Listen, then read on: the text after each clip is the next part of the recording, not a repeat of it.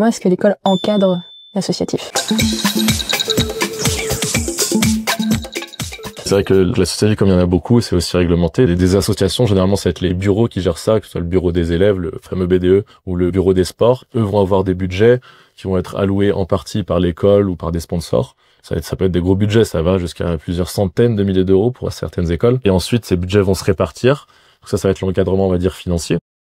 L'école aussi, dans les emplois du temps, dans les valorisations de compétences, est obligée légalement de reconnaître l'associatif. Donc chaque école va avoir des dispositifs. Il y en a qui vont allouer des crédits, il y en a qui vont raccourcir les emplois du temps pour les élèves engagés.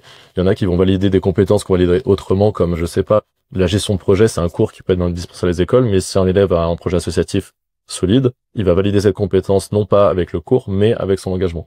Il y a plein de dispositifs variés, ça permet aussi de valoriser les étudiants qui font des parcours citoyens, par exemple, qui vont être réservistes, pompiers volontaires, des choses qui demandent aussi un investissement extrascolaire. Ça rentre aussi dans ce cadre-là, et l'école n'a pas le choix, elle doit les reconnaître, les aider. Donc on encourage les étudiants qui ont aussi toutes ces qualités-là à venir dans ce type d'études. Du coup, toi, tu faisais beaucoup d'associations. À quel point c'est gérable avec ton temps scolaire? C'est un très bon point aussi. C'est vrai qu'il y a beaucoup d'étudiants qui, parce qu'ils avaient, voilà, toujours focus sur les études, un peu parfois sacrifier leur vie en prépa ou prépa intégrée pour la difficulté, vont un peu s'ouvrir au monde d'un coup et parfois se noyer dans l'associatif, en faire trop, parce qu'il y a tellement d'opportunités que si la personne a du mal à dire non, va vouloir tout faire en même temps, il va avoir parfois plus de temps pour faire les cours. Donc c'est toujours un équilibre à avoir. Généralement, ça se règle au bout du premier mois, et même les encadrants, les étudiants et les professeurs le savent, que s'il y a une soirée le jeudi, parfois les professeurs banalisent les vendredis matins, etc. Et au bout d'un mois, normalement, ça rentre dans l'ordre de toute façon. Il y a quand même des contrôles